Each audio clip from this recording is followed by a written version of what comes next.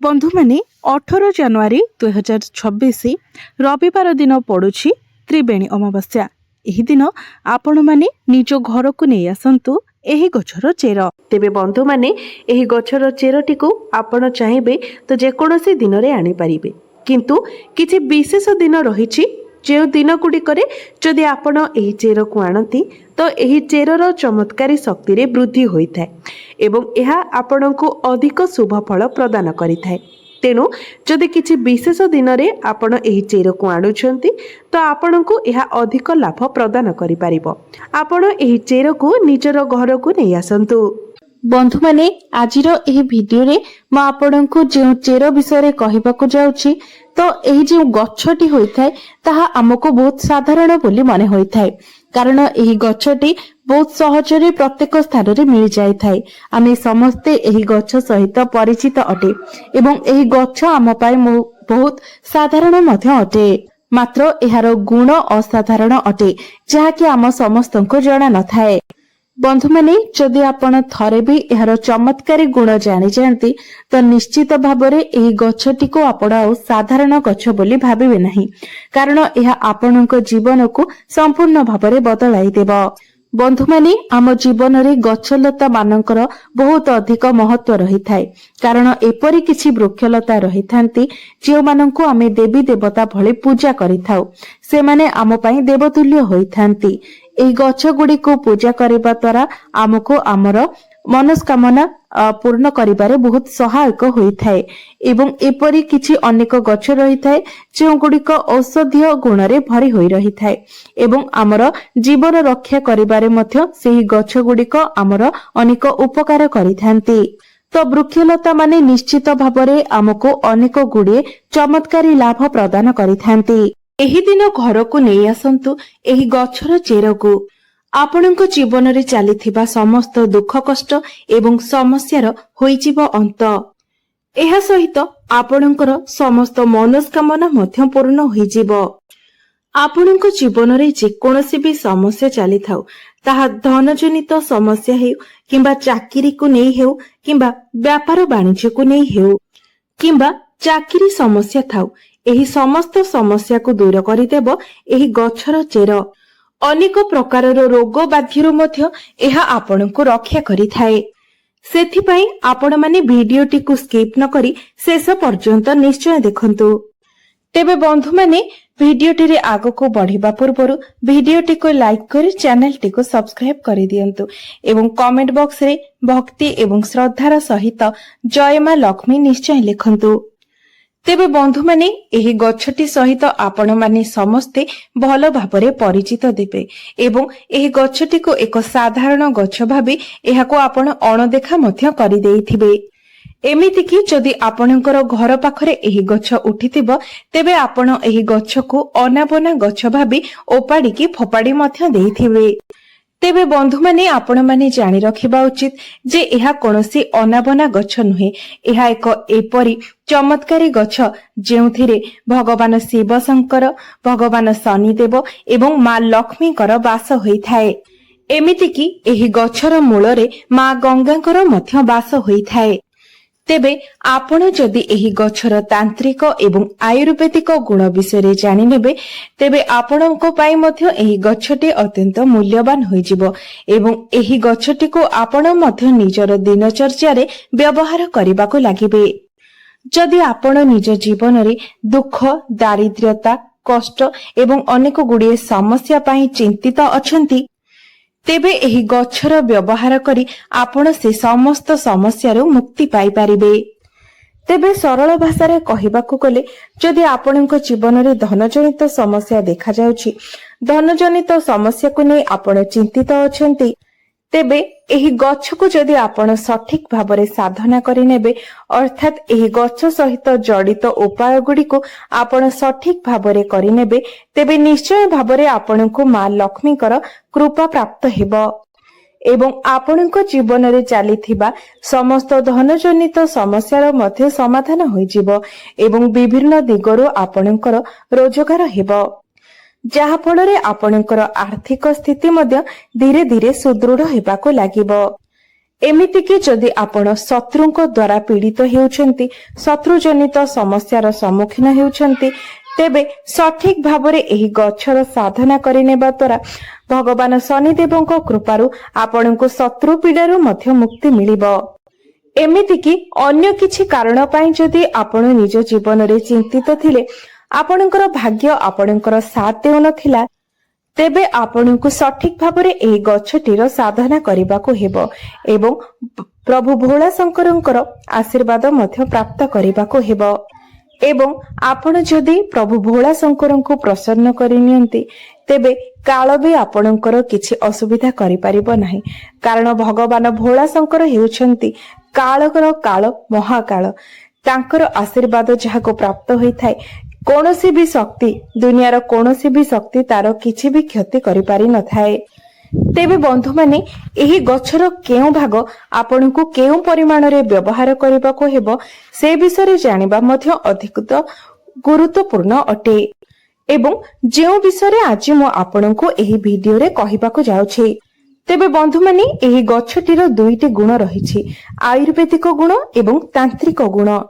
ଆୟୁର୍ବେଦିକ ଗୁଣ ଅର୍ଥାତ୍ ଯଦି ଆପଣ କୌଣସି ରୋଗକୁ ନେଇ ଚିନ୍ତିତ ଅଛନ୍ତି, କୌଣସି ରୋଗ ପିଛା ଆପଣ ଲକ୍ଷ ଲକ୍ଷ ଟଙ୍କା ଖର୍ଚ୍ଚ କରିଛନ୍ତି, ତାପରେ ବି ଆପଣଙ୍କୁ କୌଣସି ଲାଭ ପ୍ରାପ୍ତ ହୋଇନାହିଁ, ତେବେ ଆପଣ ଏହି ଗଛଟିର ବ୍ୟବହାର ନିଶ୍ଚୟ ଭାବରେ କରିପାରିବେ। ତାପରେ ଆପଣ ନିଜେ ଦେଖିବେ ଯେ ଆପଣଙ୍କର ବେମାରୀ ନିଶ୍ଚୟ ଭାବରେ ଧୀରେ ଧୀରେ ଭଲ ହେବାକୁ ଲାଗିବ। ଏହି ଗଛଟିର ମହତ୍ଵ ଆୟୁର୍ବେଦିକରେ ବହୁତ ଅଧିକ ରହିଅଛି। ଏବଂ ଯଦି ଆପଣ ଏହି ଗଛଟିର ତାନ୍ତ୍ରିକ ପ୍ରୟୋଗ ବିଷୟରେ ଜାଣିନେବେ, ତେବେ ଆପଣ ନିଜ ଜୀବନରେ କେବେ ବି କଷ୍ଟ ଦେଖିବାକୁ ପାଇବେ ନାହିଁ। ଧନର ସ୍ରୋତ ଆପଣଙ୍କ ପାଇଁ ବଢିବାକୁ ଲାଗିବ। ଧୀରେ ଧୀରେ ଆପଣଙ୍କ ଗୃହକୁ ଧନର ଆଗମନ ମଧ୍ୟ ବଢିବାକୁ ଲାଗିବ। ତେବେ ଏହି ଗଛଟିର ନାଁ ହେଉଛି ଅପମାର୍ଗ ଗଛ ଏବଂ ଏହି ଗଛଟି ସହିତ ଆପଣମାନେ ନିହାତି ଭାବରେ ଭଲ ଭାବରେ ପରିଚିତ ଥିବେ। କାରଣ ଆମ ଓଡ଼ିଶାରେ ଏହି ଗଛଟି ବହୁତ ଅଧିକ ପରିମାଣରେ ଦେଖିବାକୁ ମିଳିଥାଏ। ପ୍ରାୟତଃ ସବୁ ଜାଗାରେ ଏହି ଗଛଟି ରହିଥାଏ। ତେବେ ବନ୍ଧୁମାନେ, ଏହି ଗଛଟିର ନାମ ଏଥିପାଇଁ ଅପମାର୍ଗ, କାରଣ ଅପମାର୍ଗର ଅର୍ଥ ହେଉଛି ଓଲଟ ଚାଲିବା ଏବଂ ଏହାର ମଞ୍ଜି ଗୁଡ଼ିକ ଗଛରେ ଓଲଟ ଭାବରେ ରହିଥାଏ। ତେବେ ଏହାର ଏହି ମଞ୍ଜି ଗୁଡ଼ିକ ଓଲଟା ରହିବା ହିଁ ଏହି ଗଛର ବିଶେଷତ୍ୱ ଅଟେ। ତେବେ ବନ୍ଧୁମାନେ, ଯଦି ଆପଣ ବାସ୍ତୁଶାସ୍ତ୍ରର ବନସ୍ପତି ଅଧ୍ୟୟନର ଅଧ୍ୟାୟ ନମ୍ବର 51କୁ ଯିବେ, ସେଠାରେ ଆପଣ ପରିଷ୍କାର ଭାବରେ ଦେଖିବାକୁ ପାଇବେ ଯେ ସାଧୁ, ସନ୍ନ୍ୟାସୀ, ମୁନି ଋଷିମାନେ ଏହି ଗଛର ବ୍ୟବହାର କିପରି କରୁଥିଲେ। ପୂର୍ବ କାଳରେ ଏହି ଗଛକୁ ଧର୍ମଶାସ୍ତ୍ରରେ ଏକ ଶୁଭ ଗଛ ବୋଲି ମାନା ଯାଉଥିଲା। ଏପରି ମଧ୍ୟ ମାନା ଯାଉଥିଲା ଯେ ଏହି ଗଛର ବ୍ୟବହାର କରି ଆପଣ ନିଜ ଶରୀରରେ ପୁଷ୍ଟିସାରର ସନ୍ତୁଳନକୁ ମଧ୍ୟ ରକ୍ଷା କରିପାରିବେ। ତେବେ ପୂର୍ବ କାଳରେ ଯେତେବେଳେ ମୁନି ଋଷିମାନେ ମାସ ମାସ ଧରି ଭଗବାନଙ୍କୁ ତପସ୍ୟା କରୁଥିଲେ, ଭଗବାନଙ୍କ ଆରାଧନାରେ ଲୀନ ରହୁଥିଲେ, ସେତେବେଳେ ସେମାନେ ଏହି ଗଛର ମଞ୍ଜିର ଖେଚୁଡ଼ି କିମ୍ବା କ୍ଷୀରି ବନାଇ ଖାଉଥିଲେ, ଯାହା ଫଳରେ 10 ଦିନ ପର୍ଯ୍ୟନ୍ତ ସେମାନଙ୍କୁ ଭୋକ ଶୋଷ ଲାଗୁନଥିଲା। ସେଥିପାଇଁ ପୂର୍ବ କାଳରେ ମୁନି ଋଷିମାନେ ଏହି ଗଛକୁ ସର୍ବଦା ନିଜ ପାଖରେ ରଖୁଥିଲେ ଏବଂ ଏହାର ମଞ୍ଜିର ବ୍ୟବହାର ମଧ୍ୟ କରୁଥିଲେ। ଏହା ଏକ ଚମତ୍କାରୀ ଗଛ ଅଟେ, କାରଣ ଏହା ଉପରେ ଅମୃତର କିଛି ବୁନ୍ଦା ମଧ୍ୟ ପଡ଼ିଥିଲା।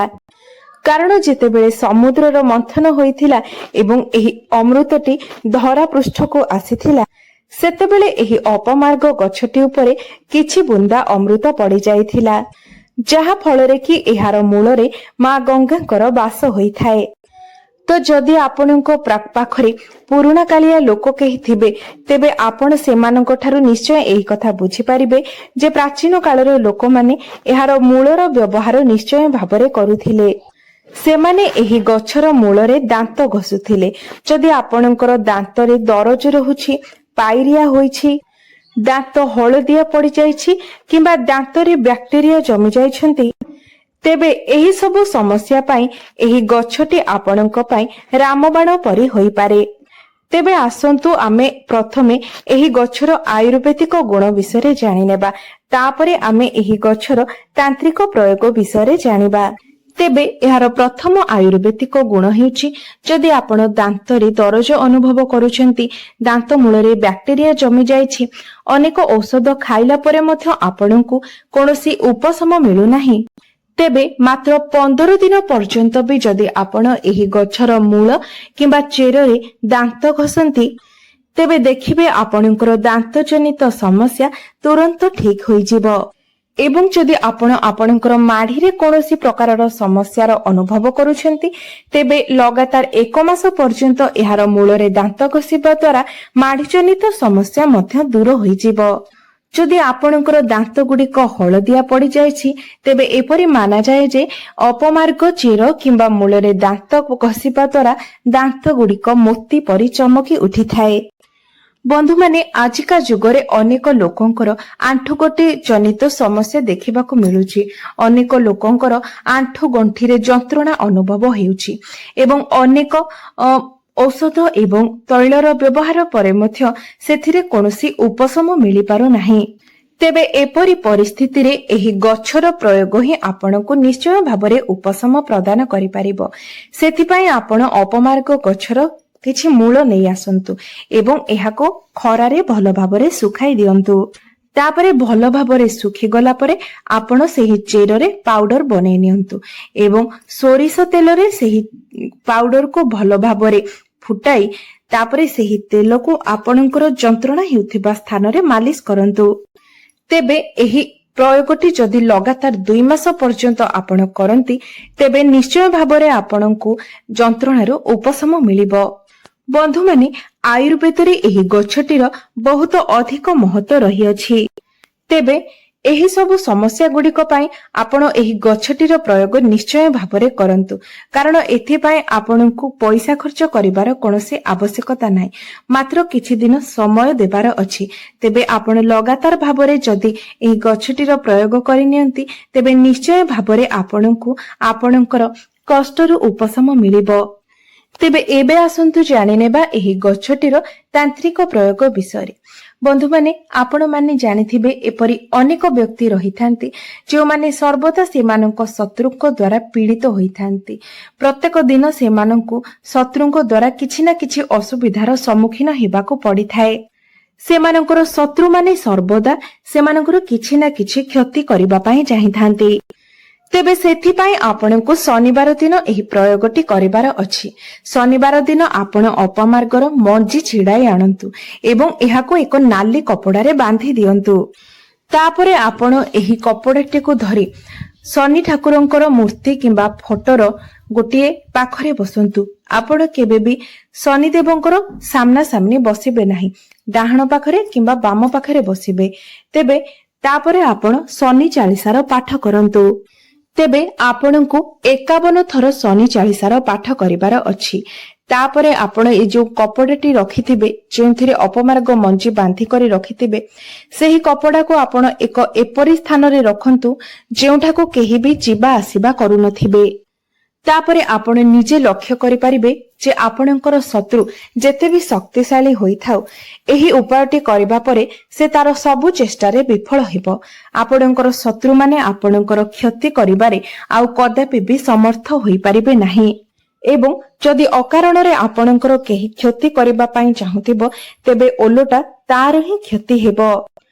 ଦ୍ୱିତୀୟରେ, ଯଦି ଆପଣ ଚାହୁଁଛନ୍ତି ଆପଣଙ୍କର ବ୍ୟାପାର ବା ବ୍ୟବସାୟରେ ଉନ୍ନତି ହେଉ, ଆପଣଙ୍କୁ ଲାଭ ପ୍ରାପ୍ତ ହେଉ, ତେବେ ଶୁକ୍ରବାର ଦିନ ଆପଣଙ୍କୁ ଏହି ଉପାୟଟି କରିବାର ଅଛି। ଶୁକ୍ରବାର ଦିନ ଆପଣ ଏହାର ମଞ୍ଜିକୁ ଛିଣ୍ଡାଇ ଆଣନ୍ତୁ ଏବଂ ଲାଲ କପଡାରେ ବାନ୍ଧି ତା ଉପରେ କିଛି ସିନ୍ଦୁର ରଖିଦିଅନ୍ତୁ। ତାପରେ ଆପଣ ଏହାକୁ ନେଇ ନିଜର ବ୍ୟାପାର ବାଣିଜ୍ୟ ସ୍ଥଳରେ ରଖିଦିଅନ୍ତୁ। ଯେଉଁଠାରେ ଆପଣ ପଇସା ରଖୁଛନ୍ତି, ସେହି ଡ୍ରରେ ଆପଣ ସେହି କପଡାଟିକୁ ରଖିଦିଅନ୍ତୁ। ଦେଖିବେ ଧୀରେ ଧୀରେ ଆପଣଙ୍କର ବ୍ୟାପାର ବାଣିଜ୍ୟରେ ଲାଭ ହେବାକୁ ଲାଗିବ ଏବଂ ଧନର ବୃଦ୍ଧି ହେବାକୁ ଲାଗିବ। ତୃତୀୟରେ, ଯଦି ଆପଣଙ୍କୁ ଲାଗୁଛି ଯେ ଆପଣଙ୍କ ପଛରେ ଭୂତ ପ୍ରେତର କିଛି ପ୍ରଭାବ ରହିଛି, ଆପଣଙ୍କୁ ଭୂତ ପ୍ରେତ ଜନିତ ସମସ୍ୟାର ସମ୍ମୁଖୀନ ହେବାକୁ ପଡୁଛି କିମ୍ବା ଆପଣଙ୍କ ଉପରେ ତନ୍ତ୍ର ମନ୍ତ୍ରର ପ୍ରୟୋଗ କରାଯାଇଛି, କୌଣସି କଳା ଯାଦୁର ପ୍ରଭାବ ରହିଛି, ତେବେ ଆପଣ ନିଶ୍ଚୟ ଭାବରେ ଏହି ଉପାୟଟିର ପାଳନ କରନ୍ତୁ। ଏହି ଉପାୟଟି କରିବା ପରେ ଆପଣଙ୍କ ଉପରେ କୌଣସି ବି ନକାରାତ୍ମକ ଶକ୍ତିର ପ୍ରଭାବ ପଡ଼ିବ ନାହିଁ।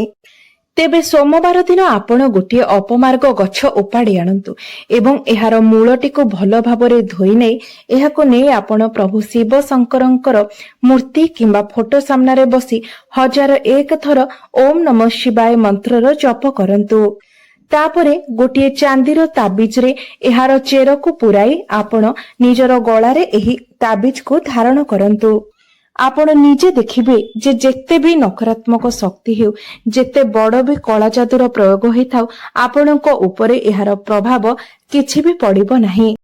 ଚତୁର୍ଥ ଉପାୟଟି, ଯଦି ଆପଣ ସମାଜରେ ନିଜର ମାନ ସମ୍ମାନ ପଦ ପ୍ରତିଷ୍ଠା ବୃଦ୍ଧି କରିବା ପାଇଁ ଚାହୁଁଥାନ୍ତି, ତେବେ ଏହି ଉପାୟଟି ନିଶ୍ଚୟ ଭାବରେ ଆପଣଙ୍କ ପାଇଁ ଫଳପ୍ରଦ ହେବ। ତେବେ ଆପଣମାନେ ନିଶ୍ଚିତ ଭାବରେ ଜାଣନ୍ତି ଯେ ମଙ୍ଗଳବାରଟି ପ୍ରଭୁ ହନୁମାନଙ୍କୁ ସମର୍ପିତ ଅଟେ। ତେବେ ମଙ୍ଗଳବାର ଦିନ ଆପଣ ଏହି ଗଛକୁ ଉପାଡ଼ି ଆଣନ୍ତୁ ଏବଂ ଏହାର ଚେରକୁ ଭଲ ଭାବରେ ଧୋଇ ଶୁଖାଇ ଦିଅନ୍ତୁ। ତାପରେ ଆପଣ ଏହାର ଚେରର ଏକ ପାଉଡର ବନାଇ ରଖିଦିଅନ୍ତୁ ଏବଂ ଆପଣ ଯେଉଁ ବି ତିଳକ ମଥାରେ ଲଗାଉଛନ୍ତି ସେହି ତିଳକରେ ଆପଣ ଏହି ପାଉଡର ଗୋଟେ ଚୁଟକି ମିଶାଇକି ତିଳକ କରିକି ଲଗାନ୍ତୁ। ଦେଖିବେ ଆପଣ ଯଦି କୌଣସି ଇଣ୍ଟରଭ୍ୟୁ ଦେବା ପାଇଁ ଯାଉଛନ୍ତି, ନିଜର ବିଜନେସକୁ ନେଇ କୌଣସି ମିଟିଂ କରିବା ପାଇଁ ଯାଉଛନ୍ତି, ତ ସେଥିରେ ନିଶ୍ଚିତ ଭାବରେ ଆପଣଙ୍କୁ ସଫଳତା ପ୍ରାପ୍ତ ହେବ। ଏହା ବ୍ୟତୀତ ଏହାକୁ ତିଳକ କରି ମଥାରେ ଲଗାଇବା ଦ୍ୱାରା ଆପଣଙ୍କ କୁଣ୍ଡଳୀରେ ମଙ୍ଗଳଙ୍କର ସ୍ଥିତି ମଧ୍ୟ ମଜବୁତ ହୋଇଥାଏ। ତେବେ ବନ୍ଧୁମାନେ, ଉପାୟ ଗୁଡ଼ିକ ଅତ୍ୟନ୍ତ ସହଜ ଅଟେ। ଆପଣ ଯଦି ନିଜର କିଛି ସମୟ ବାହାର କରି ବିଶ୍ୱାସର ସହିତ ଏହି ଉପାୟ ଗୁଡ଼ିକର ପାଳନ କରନ୍ତି, ତେବେ ଦେଖିବେ ନିଶ୍ଚୟ ଭାବରେ ଆପଣଙ୍କୁ ଏହାର ଲାଭ ପ୍ରାପ୍ତ ହେବ। ତେବେ ବନ୍ଧୁମାନେ, ମୋର ଏହି ଭିଡିଓଟି ଯଦି ଆପଣମାନଙ୍କୁ ଭଲ ଲାଗିଥାଏ, ତେବେ ଭିଡିଓଟିକୁ ଲାଇକ୍ କରି ଚ୍ୟାନେଲଟିକୁ ସବସ୍କ୍ରାଇବ କରିଦେବେ ଏବଂ କମେଣ୍ଟ ବକ୍ସରେ ଜୟ ମା ଲକ୍ଷ୍ମୀ ନିଶ୍ଚୟ ଲେଖିବେ।